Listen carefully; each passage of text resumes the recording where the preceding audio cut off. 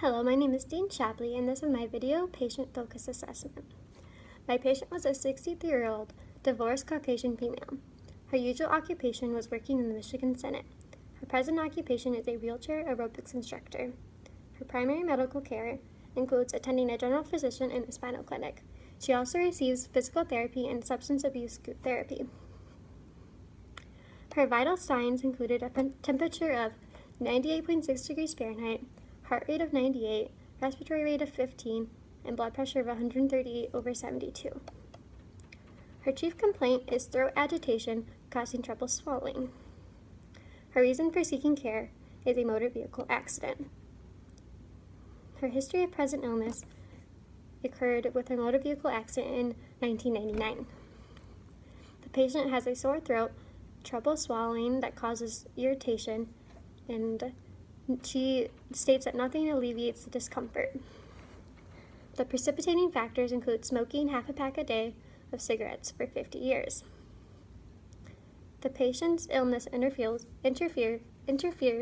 with her everyday meals because the patient is unable to swallow without irritation.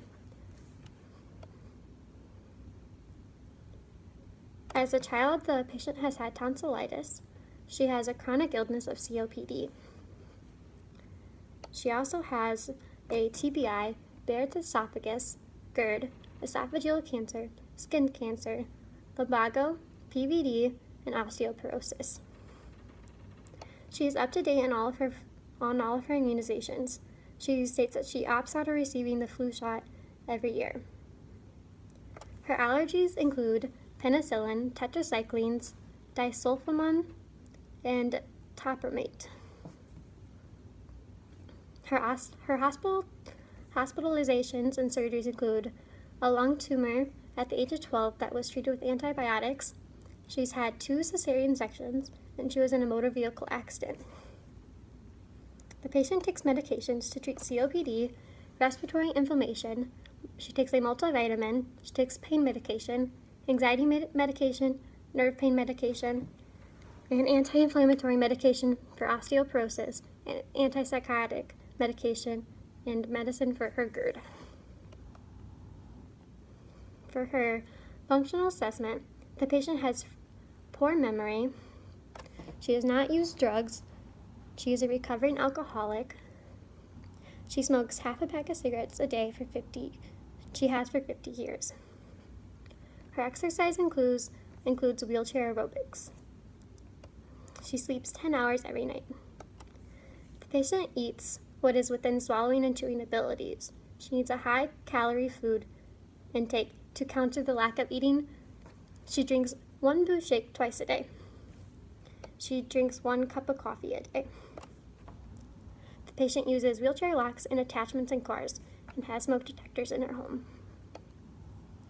Her psychological data includes that she is in good relationships with her 2 daughters and grandchildren. She likes to work out and be social. The patient can complete her own activities of daily living.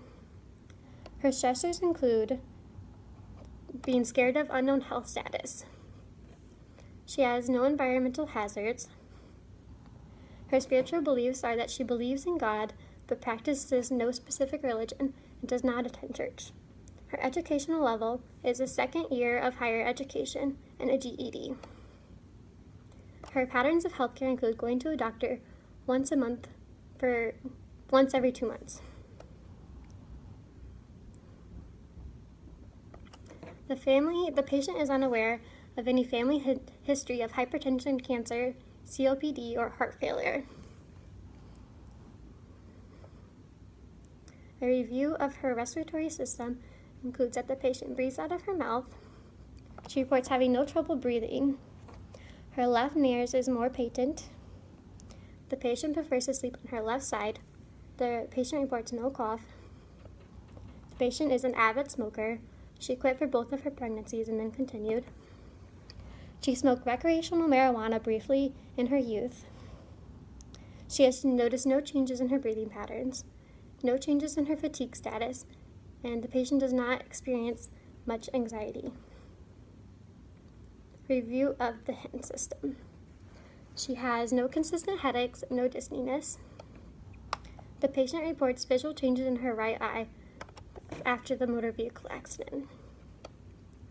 The patient has trouble swallowing. She has persistent voice hoarseness. She has dentures because she lost her teeth in her motor vehicle accident. She is not able to chew and has to eat with her mouth open, causing her to eat alone. We were unable to test for Longberg because of her immobility. Patient has noticed slight hearing changes and her traumatic brain injury affected her right side. For the musculoskeletal assessment, we were not able to test her gait because she is not ambulatory without assistance. She is actively in a wheelchair and can take steps with one person assist. She has symmetrical posture but an unsteady balance. Her fall risk was a 65, which puts her at a high risk for falls. Her range of motion is intact for all joints.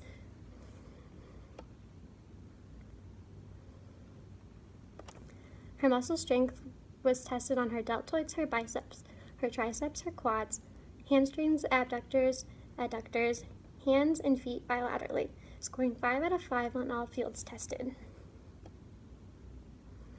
The patient also has osteoporosis in the spine. And the hint assessment.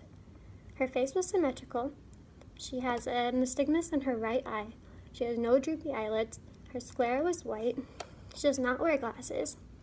Her vision was clear in her left eye, but blurry in her right. She does not have a cataract. The patient does not wear hearing aids, but she is hard of hearing in her right and left ear. Due to her lack of mobility, we were unable to test for Longberg. For patency, the left nostril was more patent. She has a persistent runny nose. Her sinuses were normal. Her mucous membranes were moist. Her teeth were dentures. She had no swelling or no lesions in her mouth. The patient reported trouble swallowing, and the patient does not pocket pills or food.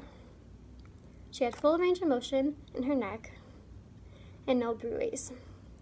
She had a swollen right submandibular joint node and reported no tenderness of her lymph nodes. The patient has COPD and issues with esophagus problems. The patient denies issue with breathing or other COPD symptoms, so we decided to make it a pertinent system. According to the American Thoracic Society Journal, assessment of patients with chronic obstructive pulmonary disease is important to establish an accurate diagnosis, assist in making therapeutic decisions, measuring outcomes for clinical and research purposes, and determining prognosis. With the use of assessing the patient's respiratory function helps determine future treatment options needed. Our second pertinent system was the neurological system. The patient was in a motor vehicle accident causing a TBI.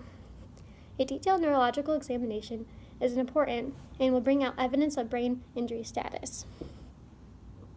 Brain imaging and CAT scans, MRI, SPECT, and PET scans may be useful.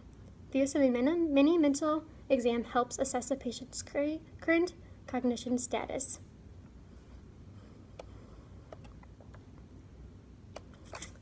Thank you.